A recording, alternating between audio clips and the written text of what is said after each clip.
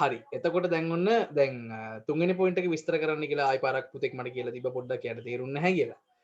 දැන් ඒ කියන්නේ මේ සතර කන්මන්ත්‍රණය කියන පාඩම ඕනි කෙනෙක්ට මහන්සි වෙලා ශ්‍රමය දාලා කියෙව්වොත් එහෙම තේරෙනවා මේ පාඩම. ඒ කියන්නේ මේ පාඩමේ තියෙන ඊටාම සරල භාෂාවක් කියන එක. හැබැයි සරල භාෂාවක් තිබ්බට සමහර තැන් තියෙනවා අපි ගිහිල්ලා අහු වෙනවා ටක් ගාලා අපි එතනින් එහාට අපිට යන්න තේරෙන්නේ නැහැ හිර වෙනවා. දැන් ඒ වගේ තැනක් නෙවෙයි සුවඳ තෙලෙහි නගනලද පහන් ආලෝකයෙන් කියන එක තේරෙනවා. සුවඳ තෙල් වල දාලා පත්තු කරපු පහන් වල ආලෝකයෙන් ගන්ධදාම පුෂ්පදාමාවලම්බිත නානාවර්ණ විචිත්‍ර විතානෝප ලක්ෂිත කිව්වම තේරෙන්නේ. ඒ කියන්නේ ඒ නිර්මාණ කරුවගේ තියෙන භාෂාවේ තියෙන ලක්ෂණයක්. ඒක එයා සරල භාෂාවක් දිගේ ලියාගෙන හිල එක පාරට දානවා අපිව හිර වෙන වචන ටිකක්. ඒක එයාගේ නිර්මාණකරණයේ තිබ්බ ලක්ෂණයක්. ඒක අපිට බයින්න බෑ නිර්මාණකරුවන්ගේ හැටි. එතකොට අපි ඒක තමයි කිව්වේ සරල භාෂාවක් වගේම අවශ්‍ය ස්ථානවලදී දැන් මෙහෙමනේ අවශ්‍ය ස්ථානවලදී කියලා කියන්නේ දැන් මේක ගිරාපෝතකයව හල් කෙනෙක් කරලා අපිට පෙන්වුවේ නෑනේ ගිරාපෝතකයා චූටි කෙනෙක් කියලා අපිට පෙන්වුවා හැබැයි මතක තියාගන්න මේ ගන්ධදාම පුෂ්පදාමාවලම්බිත නානාවර්ණ විචිත්‍ර විතානෝපලක්ෂිත කියලා මේ ගැඹුරු පදමාලාවක් නංවන භාෂාවකින් මේ අපිට විස්තර කරලා කියන්නේ මේ කේවට්ට බමුණාගේ තියෙන මේ රජසුව මේ කේවට්ට බමුණ කොයිතරම්නම් ලොකු රාජ්‍ය සැප සම්පතක් විඳපු පුද්ගලයෙක්ද කියන එක තමයි අපිට මේකෙන් පෙන්වන්නේ. එතකොට ඒ රාජ්‍ය ශ්‍රීය ඒ තියෙන ඒ ශ්‍රීයහන් ගබඩාවේ තිබ්බ ඒ තියෙන ඒ රාජ ගතිය කියන එක පෙන්වන්න තමයි මේ විදිහේ උච්ච ස්වර නංවන ගැඹුරු පදමාලාවක් භාවිත කරේ. ඉතින් ඒක එයාගේ නිර්මාණයේ තිබ්බ ලක්ෂණයක්. අපි ඒක තමයි සාකච්ඡා කරේ. right. මම හිතනවා දැන් තේරෙන්නේ නැති කියලා පුතාට ආයි මන්දනේ මට මෙසේජ් එකක් දාලා තිනවා පුතා පාඩම ඉවරුනහම මගෙන් අහන්න මං කියලා දෙන්නම්. උච්ච ස්වර නංවන ගැඹුරු පදමාලාවක් භාවිත කර තිබීම කියන්නේ මොකක්ද? ඒ ප්‍රශ්නෙට උත්තරය තමයි දැන් මං කියලා දුන්නේ. හරි. එතකොට ඔන්න දැන් දෙවෙනි පොයින්ට් එකට අපි යනවා. පළවෙනි පොයින්ට් එක ඉවරයිනේ.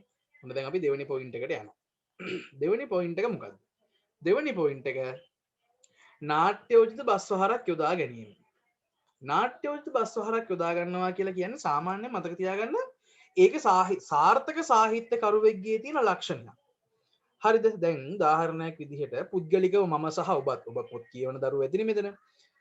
ඡේද එක දිගට පත ලොකු ඡේද තියෙනකොටද පොතක් කියවන්න අපිට ආස හිතෙන්නේ නැත්තම් දෙබස් විදිහට පොත තියෙනකොටද අපිට කියවන්න ආස හිතෙන්නේ. දෙබස් තියෙනකොට තමයි අපිට පොත කියවන්න ආස හිතෙන්නේ කම්මැලිකමක් නැතුව. එක දිගට පත ඡේද පැදුරු වගේ ලියලා තිබ්බොත් එහෙම කියවන්න අපිට හිතෙන්නේ නැහැ ටිකක්. පොඩි නිකන් කියවන්න නිකන් කම්මැලි වගේ ගතියක් අපිට දැනෙනවා. ඒ හැටි. ඒ වගේ තියෙන නිර්මාණයක් මම කියන්නේ. මෙන්න මේ පොත. මේක මේ ගිය අවුරුද්දේ ප්‍රකාශ වෙච්ච පොතක්. මේකේ නම කන්ද උඩ ගින්දර. මේක ලියන්නේ ලංකාවේ ඉන්න ඉතාම දක්ෂ නළුවෙක් සහ ඉතාම ශ්‍රේෂ්ඨ සාහිත්‍යකරුවෙක්. එයාගේ නම තමයි ජැක්සන් ඇන්තනි. හැබැයි මේ ජැක්සන් ඇන්තනීගේ මේ කන්ද උඩ ගින්දර කියන පොත ළමයි කියවන්න ටිකක් අමාරුයි. ඒ කියන්නේ ඡේද ගතිය වැඩි, දෙබස් අඩුයි. එහෙම වුණාම ටිකක් කියවන්න මන්නන්නේ නැහැ. මට නම් එච්චර පොත ලස්සනයි. හැබැයි අර එකපාරට දැක්කහම මේක මරු පොතක් මේක කියවගෙන යන්න ඕනි වගේ ඒවා එච්චර හිතෙන්නේ නැහැ. මොකද මේකේ තියෙන ටිකක් ලොකු ඡේද. ඒක ටිකක් අමාරුයි කියවගෙන යන්න. ඉතින් කොහොම හරි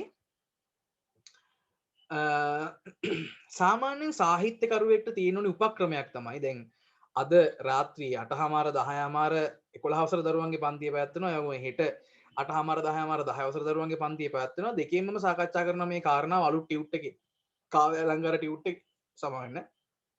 කාව්‍ය අලංකාර ටියුට් එකේ අපි සාකච්ඡා කරන මේ කාරණාව දැනට අහගන්නකො දැන් සාහිත්‍යකරුවෙක්ට තියෙන්න ඕනේ ප්‍රබලතම ගතියක් තමයි තමන්ගේ නිර්මාණය කියවන ප්‍රේක්ෂකයව අහු කරගන්න ඕනේ.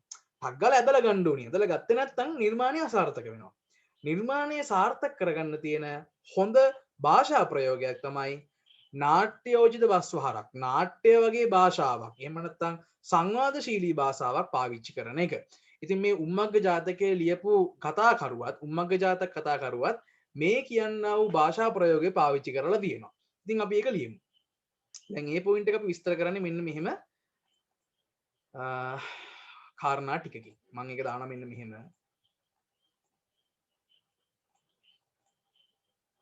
පළවෙනි තරුව ඕනෑම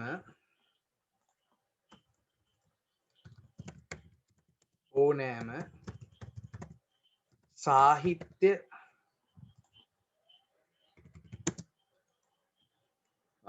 එකපාරට ඔක්කොම කියන්නේ ඕනෑම සාහිත්‍යකරුවෙක් ටයිප් වෙන්න පොඩ්ඩකින්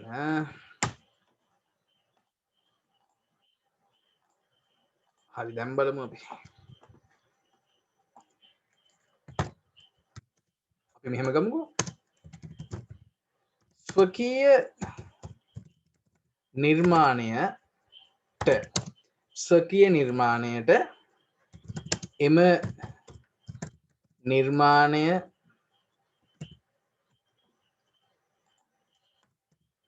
නිර්මාණය රස විඳින ප්‍රේක්ෂකයා ආකර්ෂණය කර ගැනීමට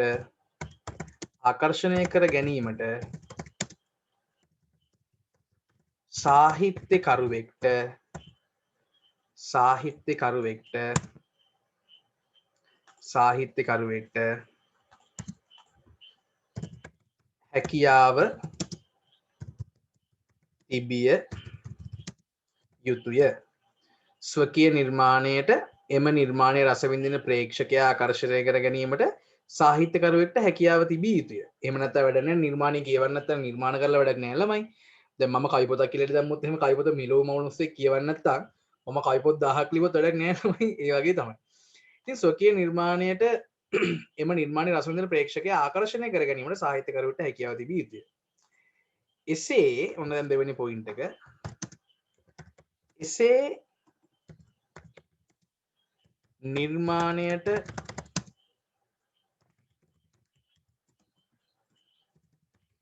සහෘදයා අපි අලුත් වචනයක් ඒක සහෘදයා ආසක්ත කර ගැනීමට ආසක්ත කියන ළමයි ආකර්ෂණය කියන එකම තමයි. එසේ නිර්මාණයට සහෘදයා ආසක්ත කර ගැනීමට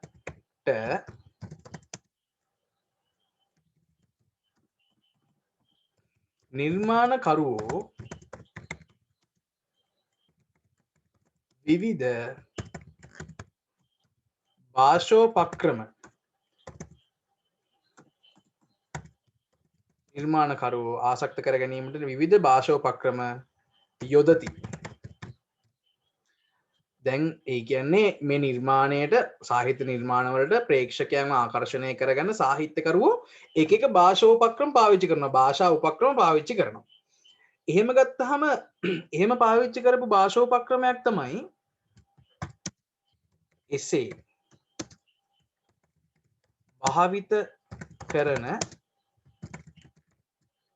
භාෂෝපක්‍රම අතර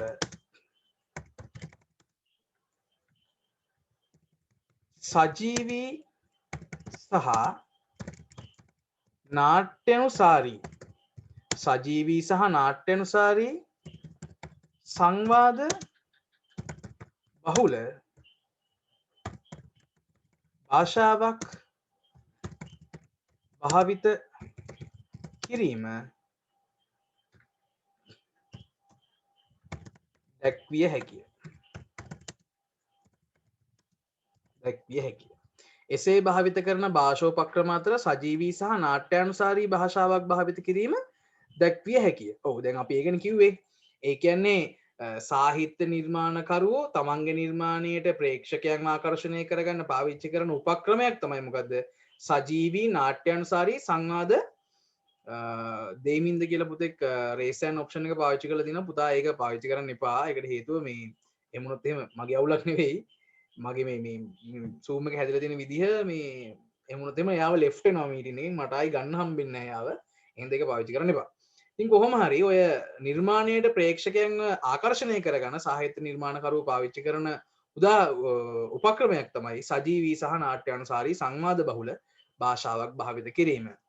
දැන් එතකොට අපිට කියන්න පුළුවන් මෙහිම සතරකන් මන්ත්‍රණය ඇතුළත් උම්මග්ග ජාතකය තුලත් උම්මග්ග ජාතකය තුලත්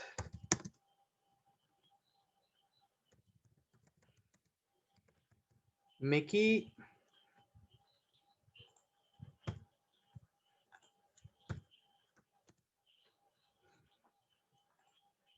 උම්මග්ග ජාතකය තුලත් මෙකී නිර්මාණ ලක්ෂණය නොඅඩුව දැකිය හැකිය. මෙකී නිර්මාණ ලක්ෂණය නොඅඩුව දැකිය හැකිය. සතර කන්මන්ත්‍රණය තුලත් උම්මග්ග ජාතකයේ තුලත් මෙකී නිර්මාණ ලක්ෂණය නොඅඩුව දැකිය හැකිය. එය මෙකී කතාව සඳහා වැඩි ප්‍රේක්ෂක ආකර්ෂණයක් හිමි වීම විෂයෙහි බලපා ඇත. දැන් මේ සිද්ධිය විස්තර කරන්න බෑවි.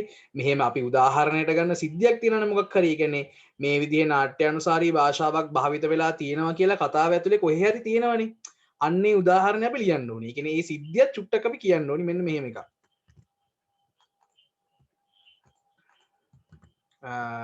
අපි සිද්ධියකින් මෙන්න මෙහෙම අපි ගමු මේක උදාහරණ තියෙන මොකක්ද දන්නේ අපි ගමු අපි ගමු මෙන්න මෙහෙම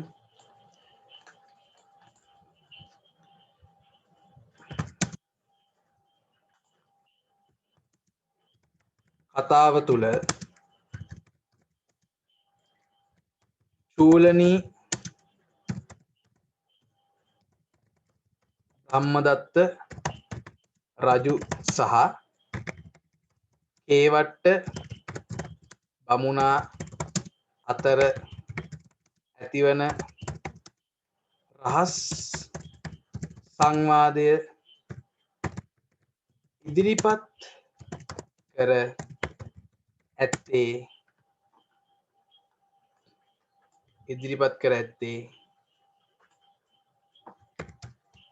එකී නාට්‍යානුසාරී බව ඉස්මතු වන පරිදිය. දැන් ඕනි ළමයි දැන් මේ ඇත්තරම මේ චූලනී බ්‍රහ්මදත්ත සහ කේවට්ට අතර ඇතිවන මේ සතර කන්මන්ත්‍රණය කියවගෙනට අපිටත් තිනානේ. ඒ කියන්නේ දේවයන් වහන්සේ ඔබ වහන්සේගේ කන මෑදට නමාලුව මැනව.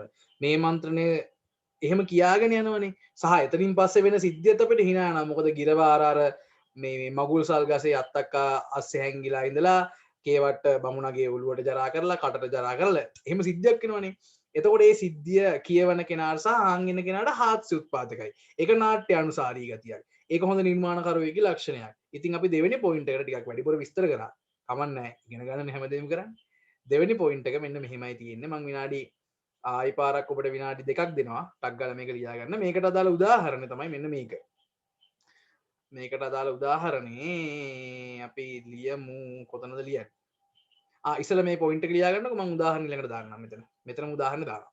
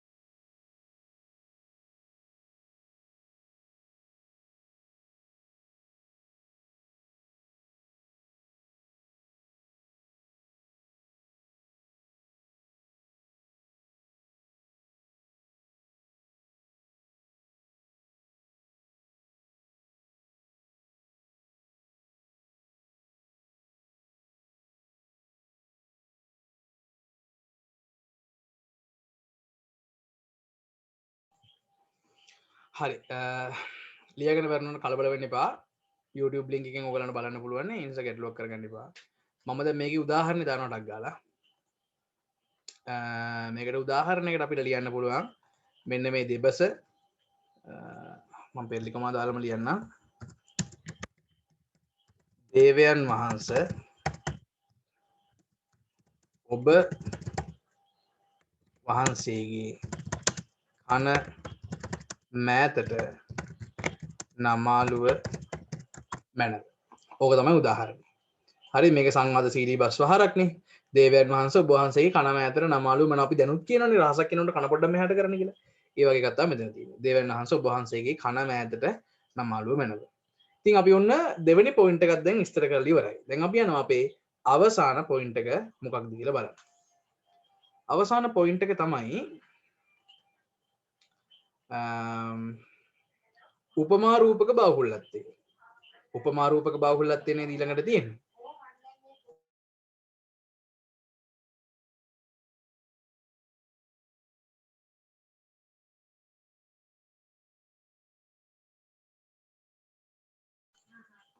හරි සමාය ළමයි හදිසි දුරකථන බඳුනක උපමා රූපක බාහුල්‍යත්වය දැන් උපමා රූපක බාහුල්‍යත්වය කියලා කියන්නේ බාහුල්‍යත්වය කියලා කියන්නේ බහුල බව කියන එක උපමා සහ රූපක බහුලයි කියන එකනේ ඒක අපි තාම සරලව විග්‍රහ කරමු සාහිත්‍යකරුවෙක් වුණාම උපමා පාවිච්චි කරන්න පුළුවන් වෙන්න ඕනි එහෙම උපමා පාවිච්චි කරන්න බැරි නම් සාහිත්‍ය නිර්මාණයක් වෙන්නේ නැහැ නේ ඒක නිකම්ම වාර්තාවක් වෙනවනේ දැන් මම අපි හිතමුකෝ මම ලියනවා කියලා මොකක් හරි මම කවියක් ලියනවා මම කවියක් ලියනකොට ඒකට උපමාවක් දාන්න ඕනි ව්‍යංගයක් දාන්න ඕනි අනුප්‍රාසාත්මක වචන දෙක තුනක් දාන්න ඕනි එතකොට මේක සාහිත්‍ය නිර්මාණයක් වෙන්නේ ඒ වගේ සාහිත්‍ය නිර්මාණකරුවෙක් ගාව තියෙන්න ඕනි ප්‍රබලතම ලක්ෂණයක් තමයි උපමා සහ රූපක භාවිත කිරීමේ හැකියාව.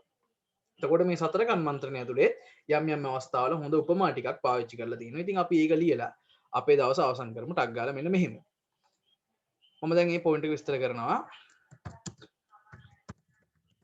ඕනෑම සාහිත්‍යකරුවෙක් සතු විය යුතු ප්‍රබලතම ඕනෑම සාහිත්‍යකරුවෙක් සතු යුතු ප්‍රබලතම ගුණාංගයක් ලෙස ඕනෑම සාහිත්‍යකරුවෙක් සතු යුතු ප්‍රබලතම ගුණාංගයක් ලෙස උපමා රූපක භාවිත කිරීම දැක්විය හැකිය. විශේෂයෙන්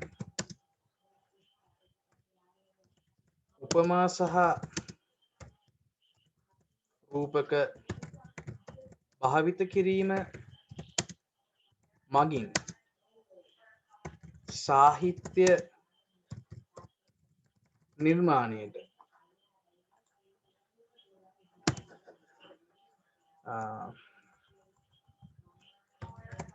සාහිත්‍ය නිර්මාණය රූපක භාවිත කිරීම මගින් සාහිත්‍ය නිර්මාණයට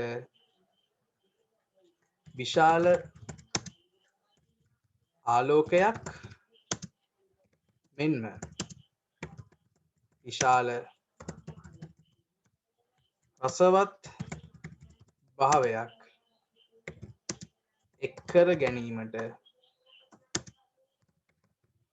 එක්කර ගැනීමට හැකිය. ඉතින් ඔන්න ඕක තමයි මේ අර උපමා රූපක බාහුල්‍යත්වය කියන පොයින්ට් එක විස්තර කරන්න ඕනි කරුණු ටික. ඕනෑම සාහිත්‍යකරුවෙක් සතු යුතු ප්‍රබලතම ගුණාංගයක් ලෙස උපමා රූපක භාවිත කිරීම දැක්විය හැකිය. විශේෂයෙන් උපමා සහ රූපක භාවිත කිරීම මගින් සාහිත්‍ය නිර්මාණයට විශාල ආලෝකයක් මෙන්ම විශාල රසවත් නම් ඕනේ ළමයි. ඒක මගේ අතින් මිස්ටේක් එකක්. රසවත් භාවයක් අකමන්නේ විශාල රසවත් භාවයක් එක් කර ගැනීමට හැකිය. ආයි අපිට කියන්න පුළුවන් සතරකන් මන්ත්‍රණය තුල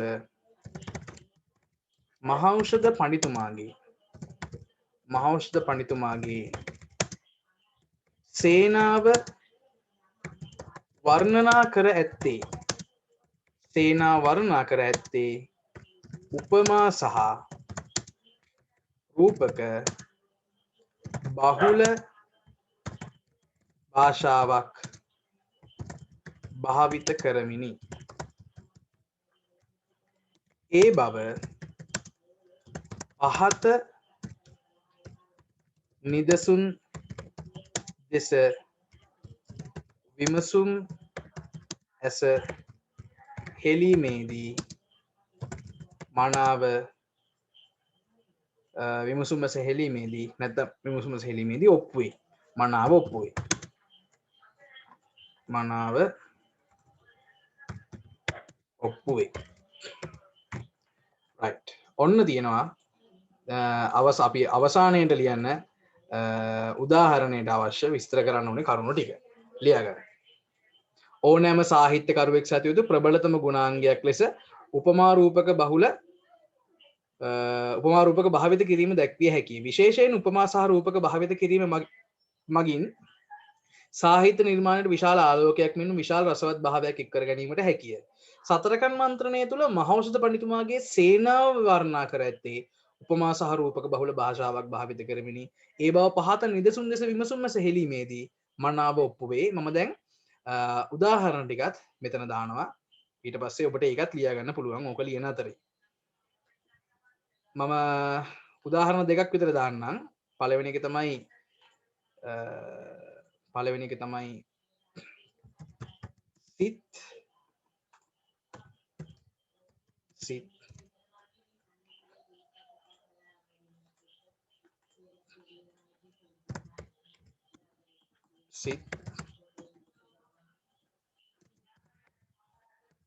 සිත් නැමැති ආකාශ ගංගාවෙහි නැගි දුම් කඳසේ. ඒක උදාහරණයක්. සිත් නැමැති ආකාශ ගංගාවෙහි නැගි දුම් කඳසේ. ඒක උදාහරණයක්. එතකොට මේකේ සිත් නැමැති ආකාශ ගංගාව තමයි රූපකය, නැගිදුම් කඳසේ තමයි උපමාව. ඊළඟට ආයෙ අපිට ගන්න පුළුවන් එකක් තියෙනවා. ඒ තමයි සේනා නැමැති සමුද්‍රයේ මහා තල්මස් කැලසේ කියන එක. සේනා නැමැති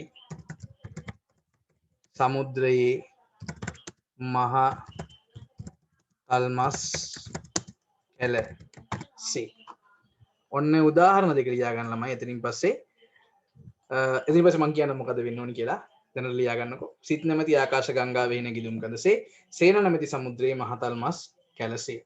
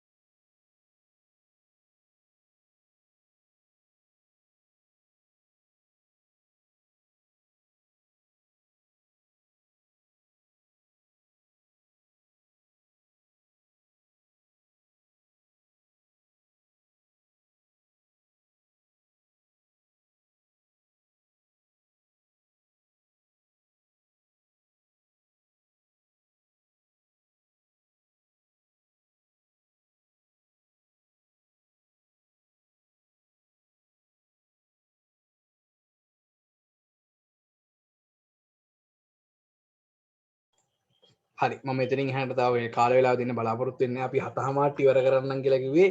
හැබැයි දැන් වෙලාව පහුවෙලත් තව විනාඩි 35ක්. මට නම් ඒක කිසි ප්‍රශ්නයක් නෑ. හැබැයි ළමයි දැන් අපේ 11 වසර දරුවන්ගේ සිද්ධාන්ත පන්ති ආරම්භ කරන්න තියෙනවා 8:00ට. ඒ නිසා අපි ටක් ගාලා විනාඩියක් කරගෙන මේ කතන්දරේ අපි කතා කරලා අවසන් කරමු. දැන් ඔන්න ඔය විදිහට ආදම්මගේ අවසානයත් අපි ලියලිමුකෝ. අවසානයේත් මම මෙහෙම දාන්නම්. මම එකට පාවිච්චි කරන ධම්මගේ පාඩක්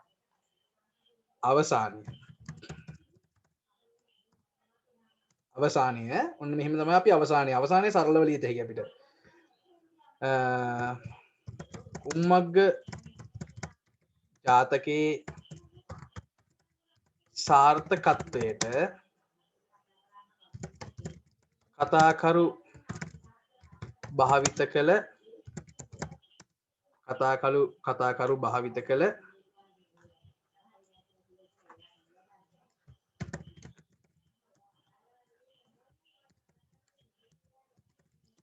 භාෂා කතාකළු භාවිත කර භාෂා ශෛලිය හේතු වුණු බව ඉහත නිදසුන් දෙස නැත්නම් ඉහත නිදසුන් මගින් මනාව පැහැදිලි වේ. ඔන්න තියෙනවා අපේ පිළිතුරේ අවසානය. මම මේ දම් පාටින් දාලා තියෙන්නේ අපේ පිළිතුරේ අවසානයේ. උම්මග්ග ජාතකයේ සාර්ථකත්වයට කතාකරු භාවිත කළ භාෂා ශෛලියේ හේතු වුණු බව ඉහත නිදසුන් මගින් මනාව පැහැදිලි වේ. හරි, මේක ලියාගන්න අතර යහගන්න. දැන් ඔය විදිහට තමයි ළමයි අපි විචාර ප්‍රශ්නයක් ලියන්න ඕනි. දැන් අද මම ඔබට විචාරයක තියෙන ප්‍රධාන ආකෘතිකාංග මොනවද, ඒ ආකෘතිකාංග වලට අදාළ විස්තර, අපි ආකෘතිකාංග වල ලියන්න ඕනි මොන වගේ කරුණුද කියන කාරණාව සම්බන්ධයෙන් ඔබට මම අවබෝධයක් දුන්න නිසා තමයි අපිට අද ටිකක් වැඩි වෙලාවක් ගියේ මේ උත්තර ලියලා ඉවර කරන්න. ඒ කොහොම නමුත් මම හිතනවා පළවෙනි දවසේ ඔබට ඊටාම පැහැදිලි අවබෝධයක් ලැබෙන්නේ නැති කොහොමද අපි විචාරයක් ලියන්න ඕනි. ඔබ නොදන්නා කරුණු ටික ඉගෙන ගන්න නැති කියලා මට හිතෙනවා. ඒ කියන්නේ ඒ විචාර ප්‍රශ්නයක් මේ විදිහට ප්‍රධාන වශයෙන් කරුණු වලට කැඩෙන්න ඕනිද? ඒ කරුණු වලදී අපි එහෙම නැත්නම් ඒ ප්‍රධාන අංගවලදී අපි ලියන්න ඕනි කරුණු මොනවද? මොන විදිහටද අපි උත්තරේ ලියන්න ඕනි? මේ සියල්ල ගැන ඔබට අවබෝධයක් ලැබෙන්නේ නැති. ඉතින් මේ නෝට් එක ලියාගන්න. මේ නෝට් එක ලියාගන්න බැරි වෙච්ච කවුරු හරි ඉන්නවනම් එහෙම දැන් තව විනාඩි 45ක් විතර යනකොට මම YouTube එකට මේ වීඩියෝස් 3 මද පන්ති අපි කැලි 3කටනේ කරේ. ඒ කැලි 3ම මම YouTube එකට දානවා. දැම්මට පස්සේ ඔබට නිදහසේ ඔබගේ සටහන සම්පූර්ණ කරගන්න පුළුවන්. යම් දරුවෙක්ට තවමත් මගෙන් මේ ටියුට්ස් සහ මේ සටහන් අවශ්‍ය කෙනෙක් ඉන්නවනම් එහෙනම් මට WhatsApp එකකින් මෙසේජ් එකක් දාන්න. දැනටත් කීප දෙනෙක්ට දාපු කට්ටියට මම යවුවා. මට මෙසේජ් එකක් දාන්න. එතකොට මගෙන් මේ සියලු සටහන් ඉල්ල ගන්න පුළුවන්. ඒ අරගෙන මොනවද තියෙන්නේ? 10 ශ්‍රේණියේ දරුවන්ගේ සාමාන්‍ය සිද්ධාන්ත පන්තිය හෙට රාත්‍රී 8:30ට ආරම්භ වෙනවා. මම එදාට කතා කරන්නේ. මම හෙට කතා කරන්නේ ඔබට හම්බ වෙච්ච අලුත් ටියුට් එක. ඉතින් මේ අලුත් ටියුට් එකත් අතර අරගෙන 10 ශ්‍රේණියේ දරුවෝ හෙට රාත්‍රී 8:30ට සම්බන්ධ වෙන්න. 11 ශ්‍රේණියේ දරුවන්ට තව විනාඩි 20කින් 25කින් නැවත සිද්ධාන්ත පන්තිය ආරම්භ වෙනවා. ඉතින් 11 ශ්‍රේණියේ දරුවෝ ඒකත් එක්ක සම්බන්ධ වෙන්න. අපි අලුත් වැඩ දෙකක් තමයි අද සහ ඊයේ කරේ. ඊයේ ප්‍රශ්න පත්‍ර පන්තිය, අද විචාර පන්තිය. මේ විදිහට දිගටම ළමයි අපි විචාර සාකච්ඡා කරගෙන යනවා. ඒක මම හිතනවා ඔබට මේ කාලේ තාම ප්‍රයෝජනවත් වෙයි කියලා. ඉතින් නෝට් එක ලියාගන්න බැරි වුණු කට්ටියට YouTube එකෙන් වීඩියෝ එක බලන ගමන් ඉතුරු සටහන තමන්ගේ සම්පූර්ණ කරගන්න. එහෙනම් අද සම්බන්ධ වෙච්ච හැමෝටම ගොඩක් ස්තුතියි. ළමයි ලොකු සංඛ්‍යාවකට සහභාගී වුණා. අපි 6:00මාර 7:00මාර තිබ්බට දැන් වෙලා 8:10යි. එහෙම තමයි උත්තරයක් ගන්න ලියන්න ගත්තාම මටත් උගන්වන්න ගත්තාම කරුණු වෙනවා. ඉතින් ඒ හැම කරුණක්ම හංගන්න නැතුව ඔබට කියන්න ඕනේ. ඒ නිසා තමයි ටිකක් වෙලා ගියේ. සහ මම අද විචාරයේ තියෙන මූලිකාංග ටිකත් ඔබට උගන්වපු හින්දා මේ පිළිතුරු සාකච්ඡා කරන්න අපිට ටිකක් වැඩිපුර වෙලාවක් ගියා. ඉතින් කොහොම නමුත් අද දවස අපි මෙහෙම අවසන් කරනවා. 11 ශ්‍රේණියේ දරුවෝ කැම ටිකක් හිම කාලා 8:00මාරට එන්න. 10 ශ්‍රේණියේ දරුවන්ට අදින් වැඩ ඉවරයි. ඒගොල්ලන්ව මම අල්ලගන්නේ ආයි හෙට රාත්‍රී 8:30ට. එහෙනම් හැමෝම සුවෙන් පරිස්සමෙන් යාළුවලා ඉන්න හැමෝටම තෙරුවන් සරණයි.